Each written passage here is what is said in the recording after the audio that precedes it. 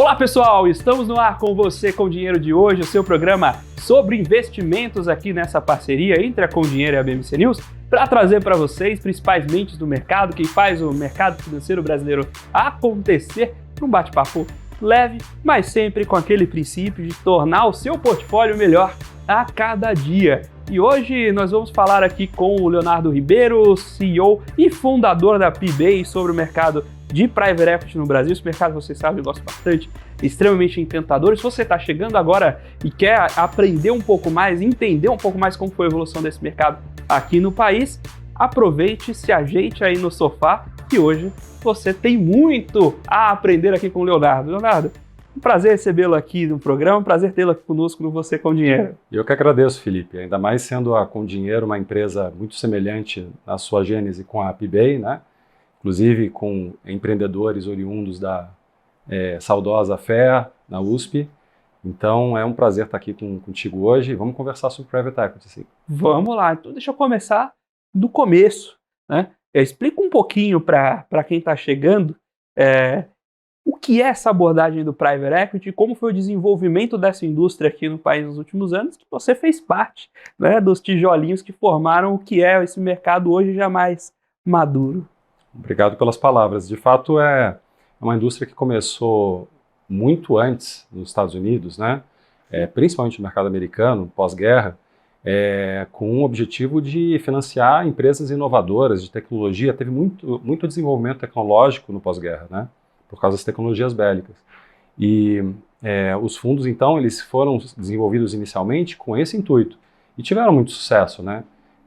As histórias de retorno e de criação de grandes companhias, que hoje são as Big Techs, principalmente, fizeram com que o modelo fosse, se tornasse muito sexy e fosse copiado em outros países, né? Então, lá para 95, aqui no Brasil, 94, 95, começaram as primeiras iniciativas aí de Private Equity no modelo copiado dos Estados Unidos de Venture Capital. E esse modelo, e aí eu vou tomar licença aqui de fazer aquelas perguntas encrencadinhas, difíceis mesmo, porque é justamente para aproveitar quem participou dessa indústria para olhar um pouco essa composição. Você comentou que os modelos vieram copiados do Venture Capital americanos. E um pilar, né, o crescimento da indústria de Private Equity lá veio numa onda de outras estruturas de fusões e aquisições, que veio muito da alavancagem, por um lado, ou da melhoria operacional do outro. Sim. Duas estratégias aqui difíceis de replicar no Brasil. Como é que foi essa capinagem inicial de terreno para o Private Equity no Brasil e onde encontraram a geração de valor? Bem lembrado, você está falando principalmente dos LBOs, né, dos Leveraged Buyouts, que inclusive tem filmes a respeito, né? Eu acredito até que aquele filme Wall Street, ele de certa forma retrata o dia a dia de um gestor de leverage buyout, né? Só que você vem para uma realidade brasileira de juros muito elevado, desde essa época, tá? Então, para o gestor, ele não tinha essa possibilidade de fazer recurso aí a um crédito para alavancar o retorno dele, tá? Porque qual que é a lógica do leverage buyout? Você vai comprar uma empresa que vale 100, mas você vai pagar só 30 e vai pegar 70 emprestado no banco. E com o retorno da empresa, com a melhoria que você faz, você vai pagar os 70 do banco, vai ficar com os 100 multiplicados aí pelo crescimento que a empresa teve, né? Então, é fenomenal. E no mercado americano fez muito sentido porque o nível de retorno sem alavancagem, ele acabava sendo menos atrativo para atrair o capital que foi atraído para Private Equity, né? Quando se compara com bolsa de valores, né? Então, o elemento do leverage ele foi fundamental para o crescimento da indústria lá, mas não pôde ser replicado aqui. Então, o gestor brasileiro ele teve que aprender. E eu acho que isso que é uma coisa importante, né? Até para a vida da gente, né? Que quando a gente tem desafios, dificuldades, é o que faz a gente crescer. E o Private Equity no Brasil, e a gente tem gestores aí completando 30 anos de mercado, né? É um mercado que esses gestores mais tradicionais, mais antigos, tiveram a oportunidade de aprender da mesma forma que os bancos tiveram que aprender a trabalhar numa inflação elevada, que não é realidade em países desenvolvidos, né? Sim. Então, e hoje a gente criou bancos muito saudáveis, né? Inclusive bancos estrangeiros, quando tentam entrar aqui, tem que sofrer para adaptar a mesma realidade. E a gente teve essa primeira, digamos, barreira de entrada, de fazer essa adaptação do modelo, e já conviveu com uma mudança, uma transformação no que é o conceito Private Equity. Por quê? Private Equity tinha muito sólido o conceito de entrar numa empresa que rodava, trazer a melhoria operacional e entregar uma empresa gerando caixa para o mercado. Mas misturou-se um pouco esse conceito com digamos assim, venture capital mais que seria mais tradicional no venture capital, de comprar uma empresa para tentar alavancar. Então, buscar aquela empresa vai trazer 1000% de retorno, que não era a cabeça original do Private Equity. E aí, aqui no Brasil, de novo, a gente encontra outro entrave de modelo. Aqui não é comum você puxar essas... por eles, questões, ambiente, negócio, etc. Não é o mais adaptado ao nosso modelo econômico ficar puxando, bidando empresa para crescer 1000%. Né? Então, como é que foi essa segunda perna de adaptação? Como é que o Private Equity mudou a alocação e o tipo de empresa que ele investe aí nos últimos 20 anos? Essa é uma pergunta bem interessante, e eu acho que a forma mais simples de responder tem a ver com os modelos que deram certo no Brasil. Acho que são dois. Tem um modelo de aquisição de controle, né, que em alguns momentos até pôde receber um pouco de alavancagem, e tem um modelo de investimento minoritário apostando no crescimento. Tá? E, de fato, por causa dos N problemas, né, de se investir no Brasil, mercados que balançam mais, inflação, mudanças políticas, o crescimento é o hedge natural. Tá? Por exemplo, para você trazer o dinheiro do estrangeiro para cá, o nosso câmbio se desvalorizar e ainda assim você conseguir entregar um retorno bom, o negócio tem que crescer muito. Tá? Então, o foco principal dos gestores, tanto de controle quanto minoritário, foi sim apostar em companhias que têm potencial de crescimento, porque estão em mercados grandes, e o Brasil tem um mercado grande, por exemplo, para consumo. Né? Então teve uma onda de private equity que foi voltada a consumo. O Brasil tem um mercado grande e com necessidades de infraestrutura. Então se desenvolveu toda uma onda de fundos, mais recentemente, tá, voltados a projetos de infraestrutura. E muito também com base no que deu certo no passado. Né? Então teve uma onda de privatização, que foi lá nos anos 90. Essa onda teve alguns gestores que foram percursores também na época, como o Opportunity, no Rio de Janeiro, que compraram o pessoal da própria Vinci, na época pactual, né, que compraram empresas no setor de energia, no setor portuário, no setor de infraestrutura mesmo, mas que eram empresas que estavam sendo muito mal tocadas pela administração no modelo empresa pública, né? E conseguiram, então, dessa forma, ter um retorno que fazia sentido aí dentro da estratégia de private equity. E depois foi se criando essa onda dos fundos minoritários de empresas médias para grande, que vai ajudar o empresário a atingir um nível de IPO, que vai ajudar ali o empresário a fazer aquisições. Então pode ser com controle, em geral o controle para você ter realmente uma cultura muito mais alinhada com o investidor, né? Enquanto que no minoritário você busca empresas que já têm, de certa forma, na figura do fundador, essa cultura bem instalada. Tá? Então os dois tiveram bons resultados e são os que funcionam hoje no Brasil, né? Esses dois modelos, depois o Venture Capital mais recente.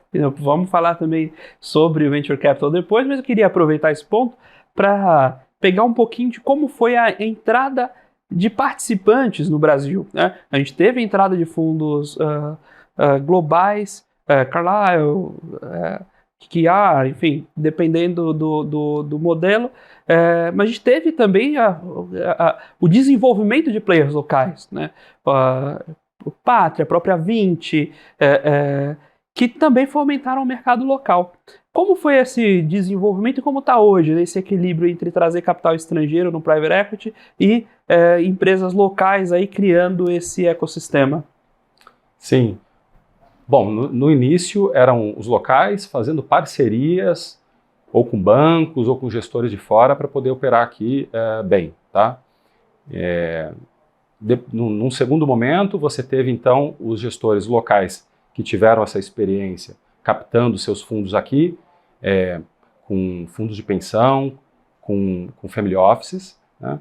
E você depois teve uma época do Brasil bola da vez, capa da The Economist, o Cristo levantando voo, né?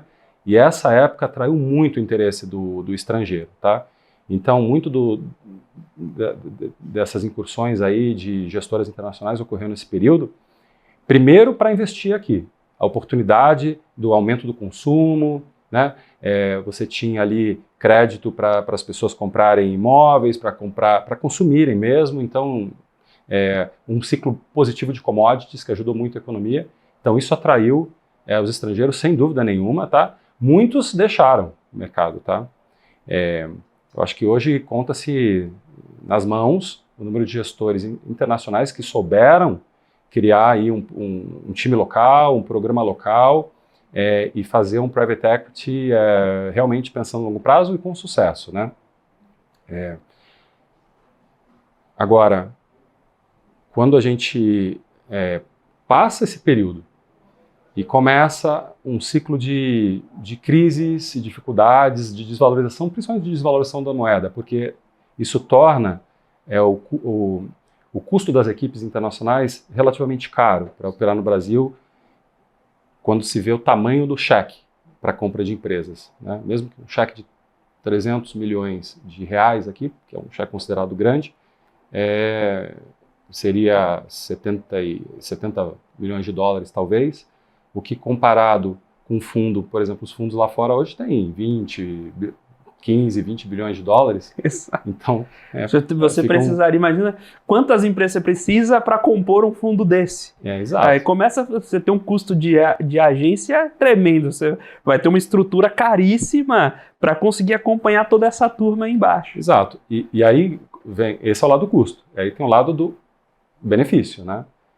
Qual o benefício, né? Se você tem uma desvalorização cambial, o investidor que tem a moeda dele em dólar ou euro, ele tem que ter um retorno aqui muito maior do que ele teria lá fora, em nominal, para poder chegar no nível de rentabilidade que ele espera, né? E por mais que alguns tenham conseguido até gerar valor aqui, isso não foi suficiente para entregar um retorno que fizesse sentido para o nível de retorno exigido do private equity de um investidor institucional americano, europeu. Então, isso afastou muitos estrangeiros, deixaram alguns aqui que souberam fazer, que souberam construir times, que tiveram uma visão de longo prazo, que se adaptaram, inclusive, né, a como que busca empresa, como que diligencia, preço de entrada, como que sai, estratégia de saída, que é muito importante você alinhar, né, a estratégia de saída, saber, no momento da entrada, como que você vai vender. Então, teve esse público e depois teve o público dos nacionais que cresceram e que se tornaram aí alguns dos maiores gestores de private equity do Brasil, captando em alguns momentos recursos de fora e em alguns momentos aqui no Brasil, principalmente depois que abriu para pessoa física, essas plataformas de investimento, né? Teve também muito investidor aí qualificado que entrou em private equity. E nessa linha de discutindo um pouco de passivo, né? A gente eu estava conversando com uma gestora ontem, inclusive, sobre o não apetite dos fundos de pensão por ativos de maior risco, especialmente numa época em que a gente vivia juros reais que compensavam com larga margem a meta atuarial. Então, se você tem uma meta de IPCA mais 4 e existe NTNB IPCA mais 6,5, ninguém vai ficar tomando risco desnecessariamente e depois tendo que explicar para o comitê, né? Agora, esse cenário foi mudando. Esse cenário foi mudando. Hoje em dia, a gente teve um picozinho de juros nos últimos meses, último ano e pouquinho, mas é difícil acreditar que a gente vai voltar para pensar juros reais em 2 dígitos. Eu acho que se eu falar isso para qualquer pessoa, hoje qualquer pessoa vai agir com estranheza, o que em 2000 era natural, era normal se encontrar. Tinha NTN-C, né, que era IGPM mais 13, né? Então, essa dinâmica mudou. Com essa mudança, a gente já consegue enxergar cheques de fundos de pensão vindo para a indústria de private equity, e fora isso, de onde está vindo dinheiro para essa indústria de private equity hoje no Brasil? Está vindo muito desses qualificados? Como é que foi a história de criação de FOFs para permitir que investidores menores acessassem essa indústria? Então, como é que está essa... A gente discutiu um pouco sobre a evolução dos ativos dessa indústria. Como é que foi a evolução do passivo? Essa sua pergunta tem vários pontos interessantes, tá? Primeiro, assim, a gente, na PBay Informação, a gente atende os gestores de private equity, bancos, mas também fundos de pensão, tanto daqui quanto de fora. Então, a gente conhece bem a cabeça desse investidor institucional, tá? E uma coisa que é curiosa e que, num estudo que nós divulgamos agora, aparece, é que o retorno da indústria de private equity mediano não foi atrativo. Principalmente até 2014, que foi o período onde os fundos de pensão construíram a maior parte da sua carteira de private equity atual. E quando chega em 2015, os fundos de pensão locais, eles diminuem o apetite por N razões, inclusive por alguns escândalos, investigações que ocorreram para entender como foi usado o recurso público, né, o recurso do pensionista, e esses investimentos muitas vezes se mostraram assim desastrosos, né, contribuindo inclusive para esse resultado que a gente acabou de discutir, que não foi tão atrativo, né. E aí em 2015 eles diminuem e o retorno começa a aumentar, né, que eu acho até uma pena, né, porque para muitas dessas instituições seria importante. O private equity deveria entregar um nível de retorno que faça sentido num ambiente de 1 ou de 2 dígitos, tá, de juros. Deveria entregar consistentemente, tá? E tem razões econômicas para conseguir fazer isso, tá?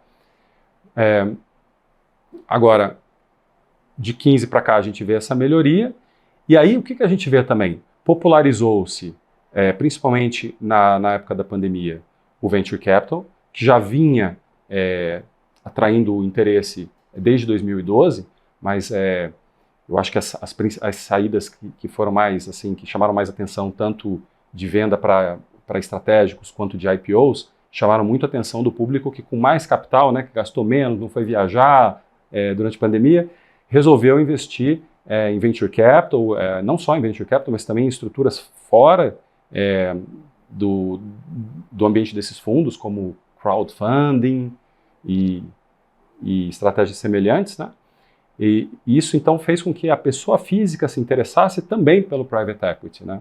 Então, que mundo é esse que eu consigo comprar empresas que são os IPOs de amanhã, que são as empresas da bolsa de amanhã? Que mundo é esse que eu consigo ajudar aquele empreendedor a disruptar um mercado, né? Que mundo é esse que eu ajudo aquele empresário a se tornar mais eficiente e transformar o mercado em que ele atua também, né? Baixando os preços, trazendo melhores produtos. Então isso realmente tem um apelo, era difícil a entrada, e por isso que lá nos primórdios ali da indústria, né, depois que eu tive a oportunidade de aprender sobre o mercado, de conhecer principalmente os gestores, né, eram 75 gestores, tá? Quando eu comecei em 2002, isso deu a oportunidade da gente criar na época um Fund of Funds, que era a solução, né, para esse público, e que é a solução que tem trazido também muitas pessoas físicas para esse mercado, e family offices também, e agora os institucionais, principalmente de médio porte, fundos de pensão principalmente, estão investindo também por meio de Fund of Funds, porque ele traz um apelo muito bacana, né, que é uma carteira diversificada, portanto risco baixo, com um retorno melhor do que a média do mercado, porque você supostamente tem alguém lá que é especializado em selecionar, né?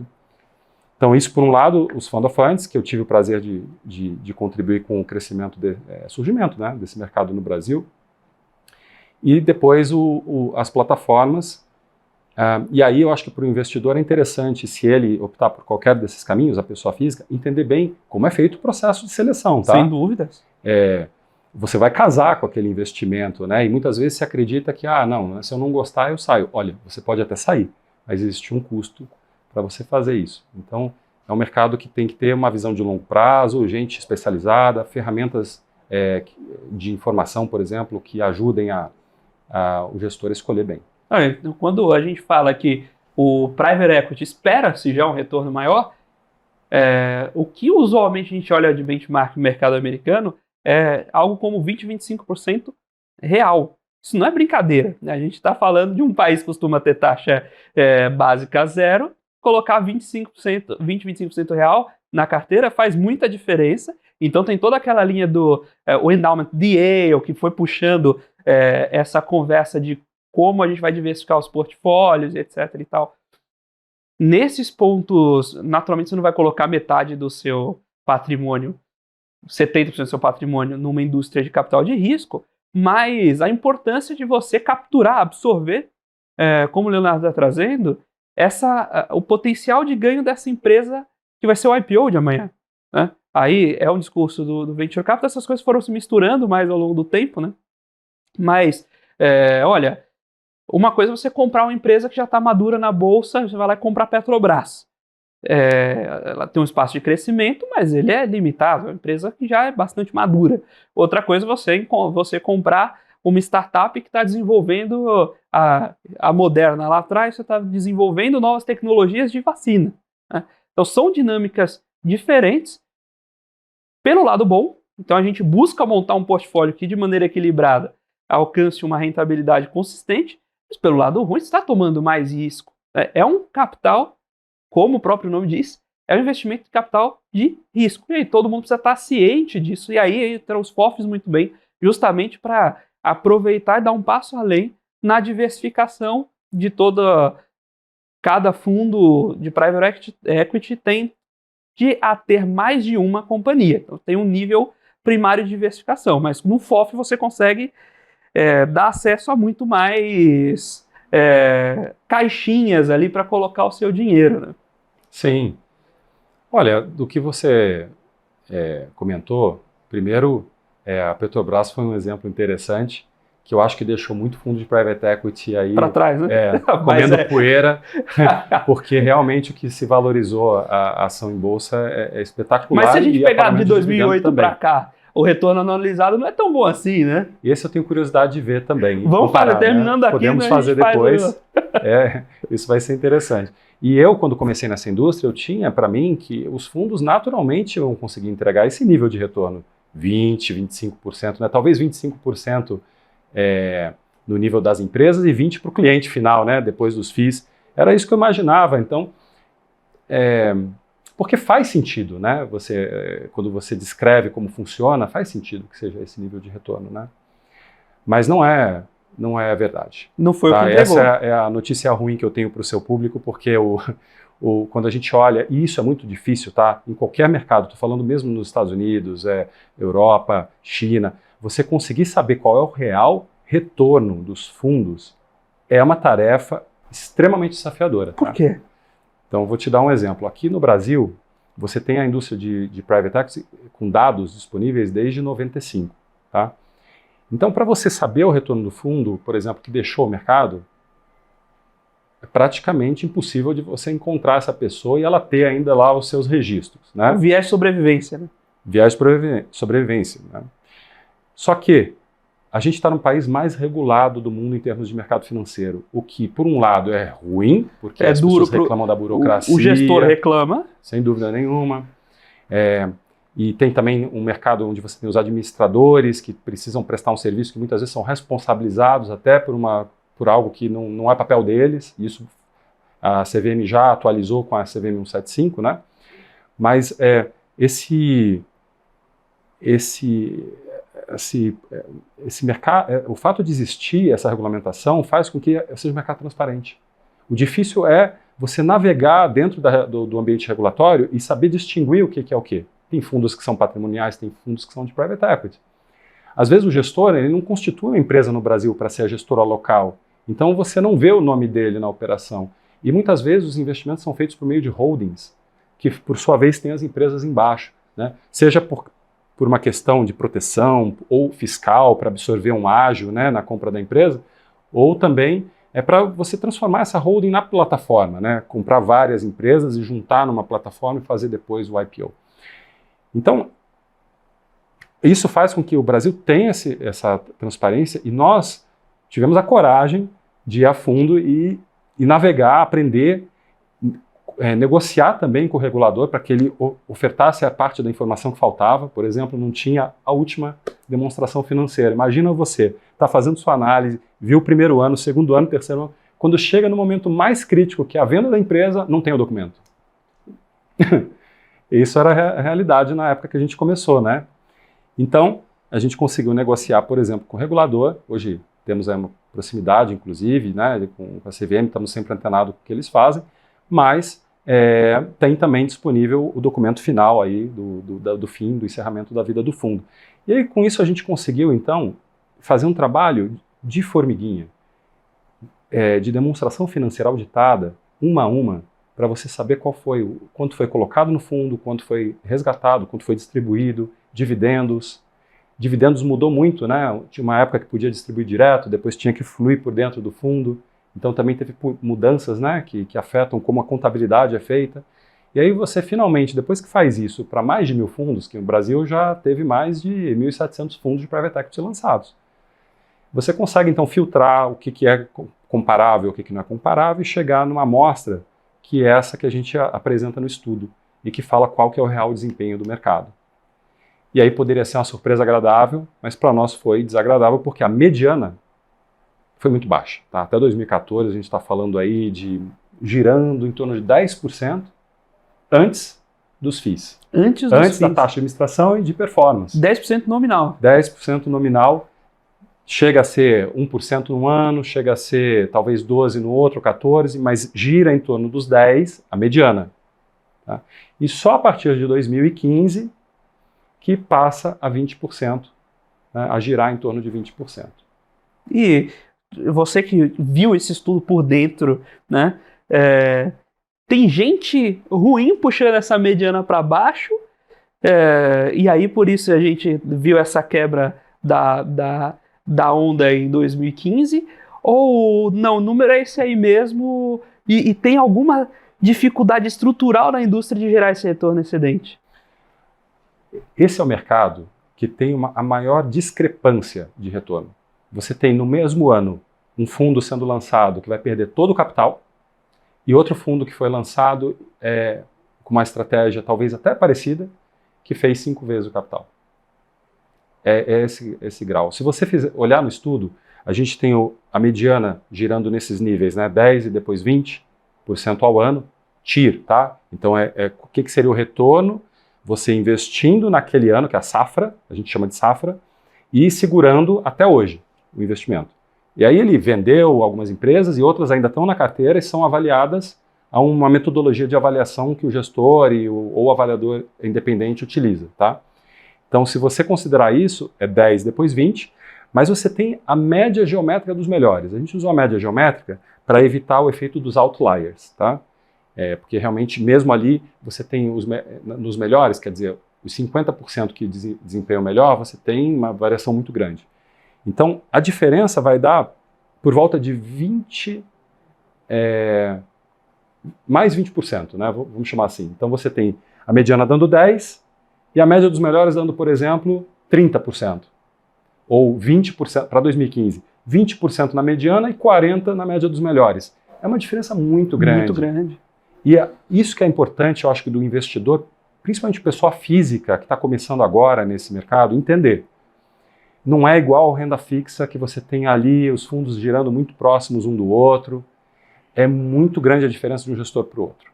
Isso tem a ver com a complementariedade dos membros da equipe, quanto tempo eles trabalham juntos, se você tem pessoas ali dentro que têm essa visão de investimento realmente de longo prazo e que não estão simplesmente surfando as modas do momento.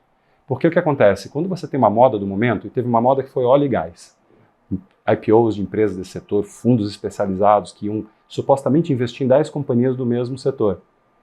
Só que, poxa vida, por um lado, embora seja mais fácil captar, porque você fala, olha, minha tese é óleo e gás, óleo e gás é a bola da vez, descobrimos o pré-sal. Por outro lado, é difícil encontrar 10 companhias atrativas nesse setor, você vai depender muito de um ou dois compradores, por exemplo, a Petrobras, né? E aí já é uma receita para o fracasso. E, de fato, Aí você tem vários exemplos de fundos que não deram certo, infelizmente, no Brasil, e que atraíram dinheiro de fundos de pensão. Então, para a pessoa física, eu acho que é importante saber que é um trabalho que tem que ser feito, se necessário, com suporte de consultores ou de empresas especializadas, para você realmente fazer uma carteira saudável, tá? Maravilha, estamos batendo esse papo com Leonardo Ribeiro, sócio fundador da PBay, sobre o mercado de Private Equity, a evolução desse mercado, dessa indústria aqui no Brasil. Se você quer saber um pouco mais sobre esse assunto, você não pode perder. Agora a gente vai para um breve intervalo, mas daqui a pouquinho a gente volta para o segundo bloco do Você com Dinheiro de hoje. Olá pessoal, estamos de volta aqui para o segundo bloco do Você com Dinheiro de hoje, batendo um papo super interessante sobre a indústria de Private Equity, especialmente aqui no Brasil. E já queria voltar, Leonardo, no último, a gente conversou um pouquinho sobre as estratégias ali do fundo, e você comentou um ponto importante, que é a saída desse fundo. A gente tem uma brincadeira, quando você compra imóvel, não vai fazer investimento em real estate, não adianta você fazer uma venda boa se você não soube comprar. E nem adianta você fazer uma compra boa se não souber vender. E o Private Equity tem um ponto de saída muito importante. E aqui no Brasil a gente viu nos últimos 2 anos, por exemplo, 2 anos sem IPOs, que é uma saída bastante tradicional ao Private Equity, ou via IPO, via estratégico. Como é que essa oscilação nas ondas de IPO, porque ondas de IPO é registrado na literatura, acontece em todo lugar. Mas aqui no Brasil, o duro é que quando ela bate o fundo dessa amplitude, o fundo é zero, né? Como é que essa dinâmica de saída interferiu, pelo menos nos últimos anos, na indústria de Private Equity aqui no país? Felipe, primeiro que é indissociável, né? Falar de Private Equity sem falar de saída não tem jeito, porque é assim que você monetiza o investimento, né? E eu vou além. E isso ficou muito claro no primeiro estudo que eu fiz dessa indústria, que era sobre estratégias de saída de Private Equity. E mostrava que o bom gestor era aquele que planejava. O que é planejar? No momento da compra, ele já tem na palma das mãos os potenciais compradores. E ele vai além. Ele vai manter contato com esses compradores, entender a estratégia desse comprador, tomar cafezinho, almoçar, participar dos eventos, ler o relatório anual ou mesmo trimestral desse comprador, porque se a estratégia dele estiver desviando daquela que ele entendia que fazia sentido para a saída, ele pode também adaptar a empresa, né? Então isso é o que dá certo. Não contar com o IPO. O IPO, quando ele acontecer, ótimo. E você pode fazer, inclusive, a gente nesse último estudo colocou um caso muito interessante que mostra o gestor na hora da venda fazer uma estratégia de double track, né? Que é o seguinte, ele tem o estratégico que está interessado, mas que está lá ganhando tempo, negociando preço, e ele fala, tá, mas eu comecei um processo de IPO aqui. E se eu fizer o IPO dessa empresa, você não compra mais. Ou não nesse preço, né? E acabou que quem comprou foi o estratégico, entendeu? Então, o gestor que domina bem essa estratégia e que está preparado para o IPO na hora que ele vier, é o que acaba tendo melhor resultado. E, de fato, o Brasil ele tem essa... Porque você tem o quê? Mudanças políticas, mudanças econômicas, e não basta olhar só para o Brasil. O que acontece fora afeta a gente também. Então, se você tem, por exemplo, desvalorização das empresas tech no mundo, vai afetar a possibilidade de IPO das empresas de tecnologia no Brasil, né? Sem dúvidas, sem dúvidas. Então, aquela corrida que a gente faz ali quando está no momento de M&A, mostrar que tem o vizinho, o IPO vai ser o vizinho do estratégico ali, correndo por fora. Sim. Quanto mais você deixar claro que o IPO está chegando, mais o estratégico tem que se movimentar. Exato. Muito bem. Tem um ponto aí na discussão de valor, que na hora da saída o valor fica evidente. Alguém pagou aquele preço. Mas, naturalmente, o Private Equity, especialmente hoje, né, a gente estava conversando no intervalo sobre exceções, quando você faz um investimento minoritário em empresa listada, mas o mais comum é trabalhar com empresas fechadas, né? Tá aí até, inclusive, o nome, né? Mas Quando você trabalha com empresas fechadas, você tem uma dificuldade de valuation. Você vai trazer ali um auditor externo, alguém para precificar, Existem uma série de instrumentos, mas não deixa de ser difícil, tanto para o gestor quanto para o cotista do fundo, acompanhar o valor daquelas companhias.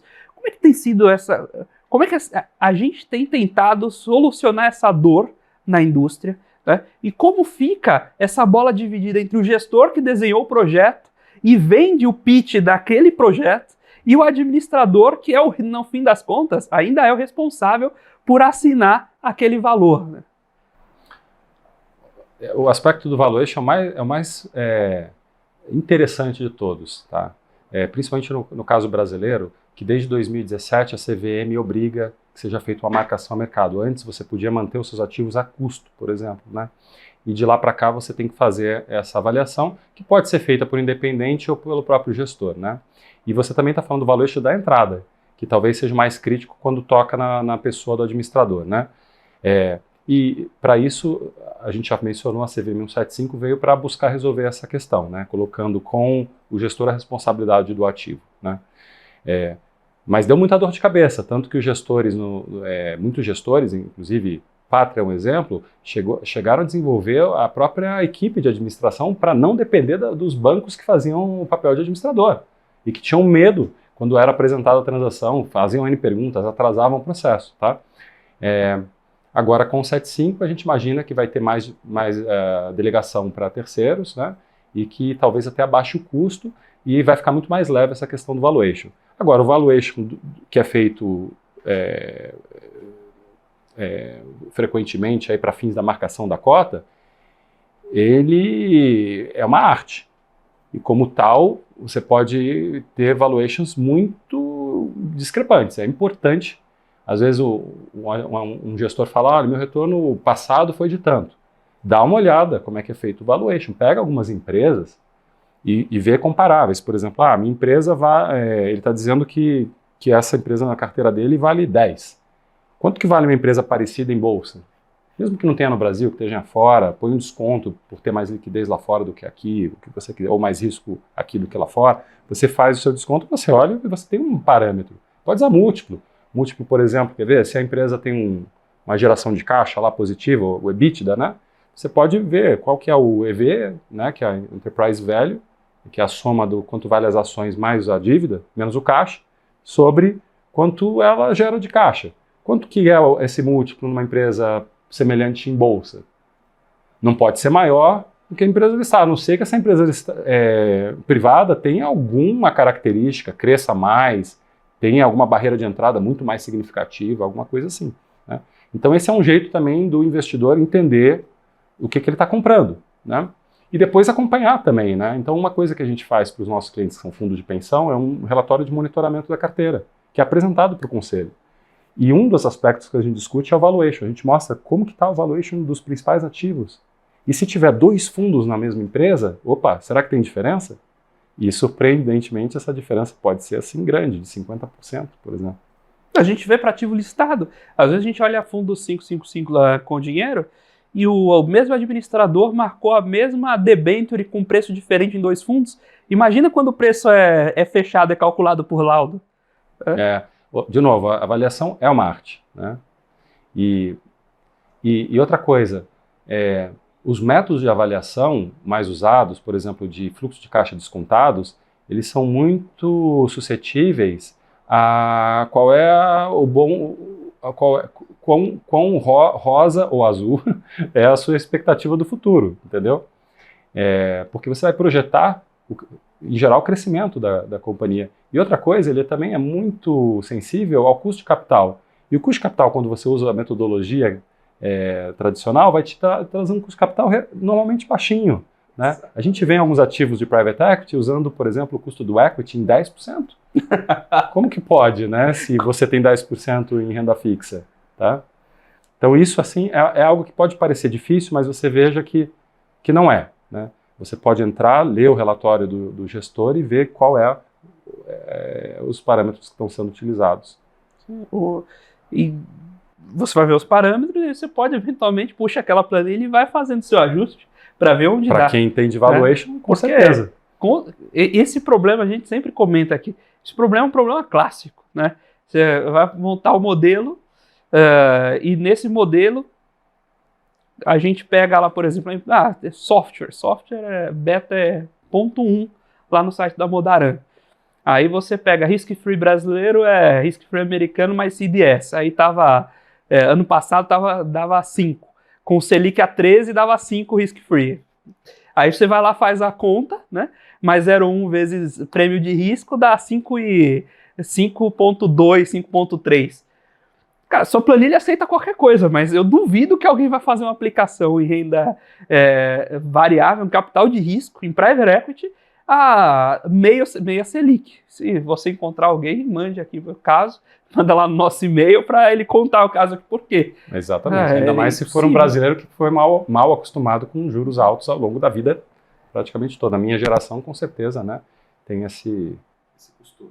Exatamente, essa conversa de planilha, e aí eu falei do site da Modaran, então eu vou dar o crédito para ele também. Tenho naquelas... Isso, inclusive, é um cursinho aberto que ele deixa no YouTube dele, que ele comenta valuation, né? É engraçado, ele comenta, ele fica com o braço cruzado, com um suéter, mas ele comenta o valuation. E ele fala que o DCF é um excelente ponto de partida para argumentação. Então você vai discutir em cima do DCF. Mas se o negócio vai sair ou não, quem decide é comprador e vendedor. Exatamente. E é aí que é o mundo do private equity, né? Então, para nós, é muito importante também você ver como que tem sido a venda das outras empresas da carteira, do mesmo gestor. Né? Então, por exemplo, está marcado a 10, foi vendido a 12. Opa, bacana. Bom sinal. Então, isso também mostra uma percepção que o gestor tem em relação do que valor ele consegue para essas empresas. Quão antenado ele está com o que acontece nos setores, com aqueles estratégicos que ele fez a tarefa de casa no momento da entrada. Né? Parece, às vezes, muito complexo, né, o que é feito em private equity. Não é. É comprar, vender, avaliar, negociar. É muito parecido com o que faz o empresário no dia a dia, mas é olhando do ponto de vista de um investidor. Então, ele acaba sendo até mais fácil do que você pensar o que faz um hedge fund, um fundo multimercado, Verdade. como que opera juros, né, com opções. É muito mais simples. Bom ponto de vista. E já que a gente está falando sobre empresários, de onde veio a ideia de montar a PBI? Ah, que pergunta bacana de responder. Eu, como empreendedor, desde pequeno, né, fui atraído por criar coisas novas, né, por esse aspecto inovador. Então, para você ter uma ideia, no mercado financeiro, minha primeira inovação foi na área de pesquisa, porque eu estava fazendo meu mestrado em finanças na USP. Quem foi seu orientador lá? Não tinha na administração nenhum professor com experiência em private equity. Isso que eu pensei na hora que você falou. Não tinha, eu procurei. E aí eu fui buscar um orientador que era da economia, um professor de economia que tinha voltado do seu doutorado nos Estados Unidos. E lá ele tinha trabalhado com pesquisa nesse segmento. Então eu falei, poxa, eu acho que vai ser a orientação perfeita, né? E acabou que o nosso projeto ele foi abraçado por um centro que estava começando dentro da FGV, chamado GVCEP, do saudoso professor Cláudio Furtado, mando aqui meu abraço para ele. E o professor Cláudio já tinha conseguido coordenar lá o patrocínio de alguns dos gestores que hoje são importantes nesse mercado, como Pátria, como Advent, são TMG, são 3 exemplos aqui que eu trago de gestores que financiaram nossas pesquisas, né? E como não tinha no Brasil gente com experiência em pesquisa de private equity, eu já tinha percebido isso, logo o meu trabalho era relevante, né? Então fui chamado lá para coordenar então as pesquisas, professor Cláudio, né, na coordenação geral, e a primeira pesquisa que eu tive lá a felicidade de ter o insight vamos fazer um censo então da indústria. Primeira coisa, quem é quem, né? E vamos entender a dor. Quais são as dores desse mercado? O que acontece que ainda não desenvolveu, não encantou? E nessa época não tinha matéria a respeito. No Valor Econômico, na Gazeta Mercantil, não tinha matéria sobre private equity, era muito raro, né? Hoje todo dia tem alguma nota, né? Então o que a gente fez? A gente começou a mapear, foi atrás, conversou, e essa foi, portanto, uma primeira experiência. A gente conseguiu a cobertura de 100%, e mostra também um lado do empreendedor que é de determinação, entendeu? Eu acho que muita gente em pesquisa teria ficado satisfeito com uma amostra, né? Mas não. Então a gente fez o censo e isso me colocou em contato com o gestor, né? Foram entrevistas com cada um, claro, eu não pude participar de todas, mas tinha uma equipe lá de 12. Esses estudantes que participaram das pesquisas hoje, a maioria estão no mercado de Private Equity, eu tenho satisfação de hoje tê-los como colegas, né? E a gente fez, inclusive, algo diferente, né, que não se espera da academia, divulgação, por exemplo, em mídia, com valor econômico, a gente fez uma revista sobre o setor. Então já é o começo da PBay, né? Porque a PBay é baseada, a Private Equity Bay, o apelido é PBay, ela é baseada em informação. Então, pesquisa sendo colocada na mão ali do empresário, do assessor de M&A, que vai ajudar esse empresário a acessar o mercado de capitais, é uma ferramenta importante. E a gente fez um formato de revista. Hoje, a gente faz isso no formato digital, de software as a service, né? Muito elogiado, inclusive, a nossa solução por uma questão da facilidade de uso, né? Em que a pessoa muitas vezes não precisa nem de treinamento para começar a usar a nossa solução, né? E aí, antes de criar a PBay e de ter tido essa experiência na FGV, por conhecer todos os gestores do mercado, eu percebi que tinha um mecanismo de fund of funds que não existia no Brasil. E o mercado já estava começando a ter um tamanho para isso. Então, enveredei por esse caminho, criei uma gestora, criei o primeiro fundo de fundos de Private Equity brasileiro. E nesse momento aprendi muito, né? Primeiro sobre como que a gente ia mapear esse mercado, ter uma base de dados, uma inteligência para navegar bem esse mercado, que foi com informação do gestor, batendo de porta em porta. A gente criou uma base de dados que hoje, inclusive, é usada pelo INSPER, né? Cresceu bastante desde então, mas praticamente as mesmas informações da época atualizadas, né? E vi que aquilo não seria uma ferramenta que eu poderia oferecer para o mercado. Eu queria que fosse algo que o gestor, que o banco, que o investidor fundo de pensão pudesse usar, mas a informação sendo confidencial, isso não seria possível, né? Sim. Então, daí que veio o contato com o mundo do ambiente regulatório e a surpresa agradável, demorou 5 anos, tá? Mas que foi essa surpresa agradável de que dava para fazer um mapeamento, entender a desempenho, entender os valuations de entrada, de saída, de manutenção, saber separar o joio do trigo, ranquear gestores por meio da informação regulatória, né? E então foi uma experiência muito de descoberta, de determinação, de correr atrás do que é praticamente impossível. Tentamos, na época, contratar, quando o Fund of Funds, empresas de informação de fora. Elas não tinham cobertura boa do Brasil. Então, como não tem, a gente vai lá e faz, né? Exatamente. Mas hoje o seu principal insumo é a informação regulada. Sim, essa é uma das principais fontes. É claro que a gente também tem o que a gente chama de tripé da informação, que abrange o regulador, abrange os participantes do mercado e abrange também a parte de notícias, tá? E aí como é que funciona, né? A parte de notícias é a menos confiável de todas, tá? Isso não é uma crítica à indústria de mídia, tá? É simplesmente pelo fato que tem muita informação que é burburinho de mercado, fala um valuation, você não sabe se é o valor da empresa ou se é o valor das ações, o valor que foi comprometido, o valor que foi aportado, às vezes não tem a participação que foi adquirida. Então você não tem um grau de confiabilidade, mas ajuda a gente a saber que aconteceu um fato. E o regulatório vai trazer o detalhe confiável, né? Que é o segundo pé desse tripé. E o terceiro é o contato com o gestor e com o administrador. Mas aí o que acontece? Como a gente já tem a informação, a gente vai buscar um esclarecimento. Então, se você pede uma informação, o gestor muitas vezes não está disposto a fazer, ele tem até um contrato de trabalho que proíbe de fazer isso, né? Mas no momento que você vem com a informação e busca um esclarecimento, ele consegue colaborar, e com isso a gente fez uma plataforma que hoje cobre 500 bilhões de reais de valor nas carteiras dos fundos, dá mais ou menos, eu acho que 1.700 fundos e mais de 600 gestores e 3.700 companhias investidas, desde 95.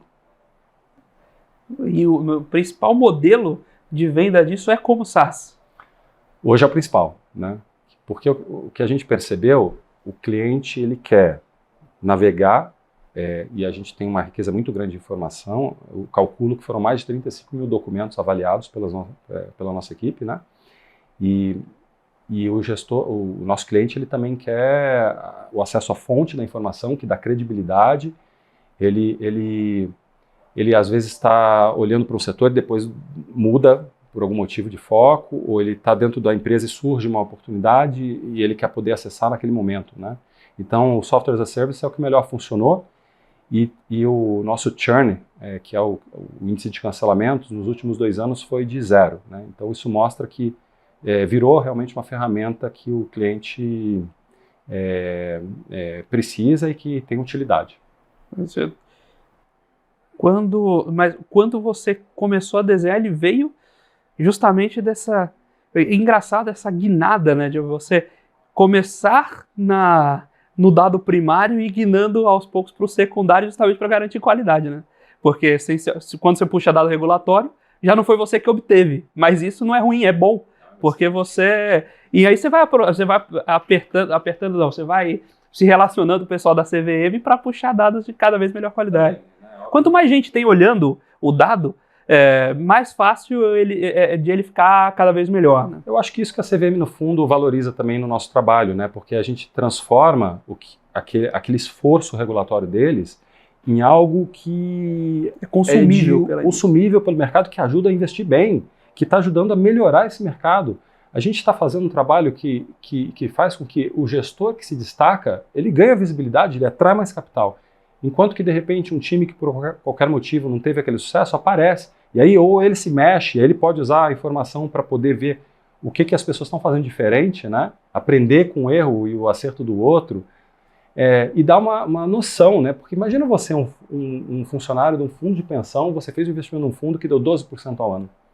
E na sua cabeça você esperava 25%. Deve ser uma porcaria esse investimento que eu fiz. Não. Você não consegue ter essa percepção se você não comparar com os outros da mesma época. Por exemplo, quem investiu no mercado imobiliário em 2012, fundos de private equity imobiliários, provavelmente perderam dinheiro. Mas você teve um gestor que perdeu menos dinheiro. Sim. Ou que conseguiu eventualmente até ganhar um pouco. Será que ele não merece um voto de confiança porque ele foi duro lá na queda e mesmo sem taxa de performance, ele fez o trabalho que deveria para preservar o seu capital? É esse tipo de nuance que faltava e a gente queria trazer para o mercado.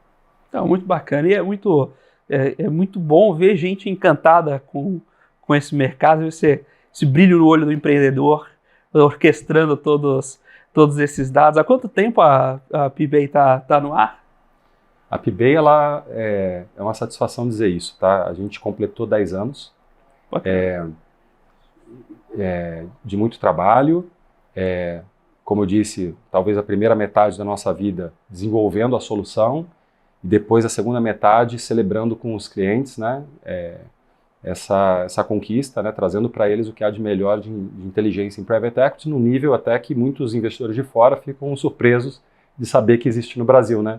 A gente ajuda também a melhorar a imagem do Brasil, e nos 3 públicos principais, né, que a gente atende hoje, que é o público do gestor de private equity daqui de fora, dos bancos, né, que também tem suas equipes de private equity ou de wealth management que precisam selecionar os fundos, e também no investidor institucional daqui de fora, que é aquele que a gente espera mais que possa ter sucesso aí no seu resultado, que é o final da cadeia, né? Sem dúvidas. Puxa, Leonardo, muito obrigado pelo papo. Para mim foi muito divertido e acho que deu para turma que está assistindo a gente, está acompanhando a gente, aprender bastante também. E, por favor, fique à vontade para deixar seus contatos da PBay, quem quiser continuar acompanhando os conteúdos ou, eventualmente, quem possa se interessar por conhecer um pouco mais da plataforma, onde pode encontrar vocês aí. É o momento para você fazer que ótimo, obrigado. Product placement. A gente estava conversando sobre isso, só para vocês entenderem. Tem as piadas internas. Também estava conversando sobre isso antes de voltar à gravação, sobre product placements bem colocados. Mas pode ficar à vontade, né? Sim, quem quiser entrar em contato conosco, nosso site é www.pbay, PE de Private Equity, né, e BAY de Bahia, bay.com.br. E lá, tanto o institucional, né, uma grande empresa do setor de Private Equity, tem conteúdo que é útil para o seu dia a dia, mas também a pessoa física vai encontrar ali uma série de informações que eu tenho certeza, e feitas sempre de uma forma muito simples, fácil de ler, que é o que a gente entende que também é nosso papel, é transformar complexo em algo simples e utilizável. Maravilha. Mais uma vez, muito obrigado. Muito obrigado à PBay por ceder aqui a participação do Leonardo, e muito obrigado a você, telespectador aqui da BBC News, investidor e profissional de mercado, pela sua companhia, pela sua audiência. O Você com Dinheiro vai ao ar de segunda a sexta, sempre aqui no mesmo horário, com o intuito de trazer as mentes que fazem o mercado financeiro brasileiro acontecer para esse bate-papo com vocês, para vocês saírem daqui com um portfólio melhor a cada dia. Se você quiser saber um pouco mais sobre a Com Dinheiro, como ela pode ajudar você ou seu negócio, visite lá www.comdinheiro.com.br. Lembrando que seu feedback é sempre muito bem-vindo. Se você quiser deixar sua dúvida, sua sugestão, a sua recomendação, quem você gostaria de ver aqui conosco, mande lá para a gente em contato@comdinheiro.com.br. Mais uma vez, muito obrigado pela sua companhia, pela sua audiência. Nós ficamos por aqui com Você com o Dinheiro de hoje. Até a próxima.